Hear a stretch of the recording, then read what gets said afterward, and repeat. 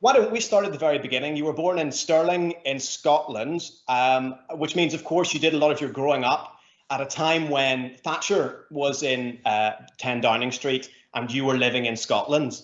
I wonder, did you feel as if you were a conservative at that stage, Julian? Margaret Thatcher was obviously a fairly divisive figure in some parts of Scotland and remains to be to this day. Was that conservative part of you in place when you were growing up, or did that kind of come in later on in your education and development? Well, first of all, Thomas, it's great to be here tonight. I'm here in Westminster, and there's a very growing sense of things getting quietly a bit more normal in London. And thanks for inviting me along. And it's I'm looking forward to being with you tonight. And it's a shame, as you say, that we can't be in Belfast, but.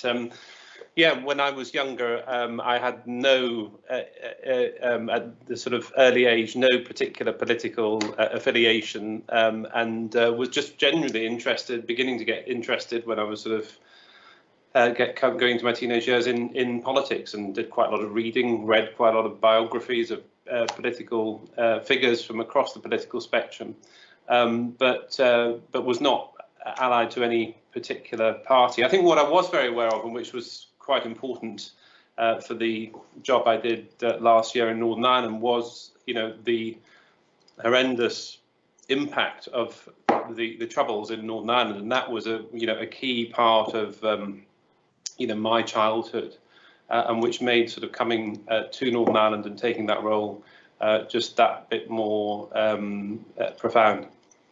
When you were growing up and the Troubles was sort of raging, not really too far away, are there moments that you can remember, key events over the course of the Troubles? And was there a sort of received wisdom about what was happening here that maybe you changed later on? Was there something that was commonly believed, commonplace to be taught where you were? Or was that something that really was kind of on the fringes of your awareness?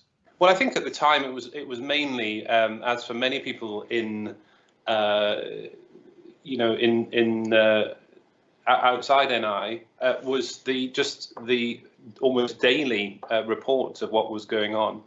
I think what changed, certainly when I came and did the job and started travelling in Northern Ireland well before I became Secretary of State, was the distance. I mean, it's just relatively small, part of the country, and there was all these sort of horrors going on in a relatively small area with communities very cheek by jowl, and I think that was something that I was very struck by.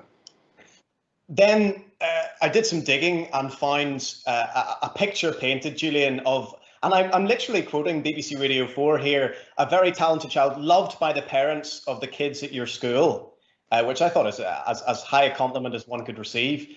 You came from a very musical family. Both of your parents were in the Royal Scottish National Orchestra Choir, and you yourself very musical, violin to grade 8, piano too. Did you ever have aspirations for a career in music? You clearly were sufficiently talented that you might have considered it. Well, I worked very hard at it, but I think, as with many of these passions you have as a young child, you get whittled out relatively quickly. And certainly, it was clear to me at a reasonably young age that I wasn't going to make it beyond being a good amateur. But I think music, for any of you that are involved with it, is just an amazing part of living. And if you can play something, it's a great honour. And I managed to be able to play things reasonably well, particularly the piano and the violin.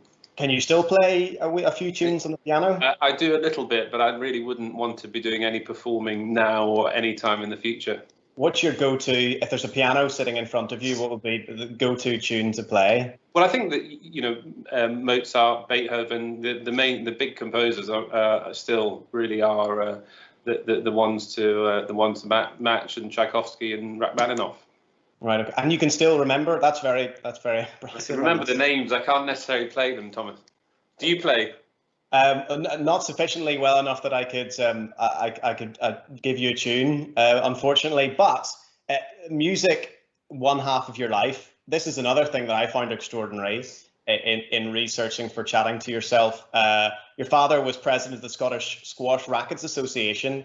You played, I love this, for the Scottish junior team, and then you coached squash for a year in France after school. Yeah. What on earth is that all about? That seems like such a, you know, if I don't mean this in a pejorative sense, I wouldn't have guessed that that was the case. Well, what was that journey all about?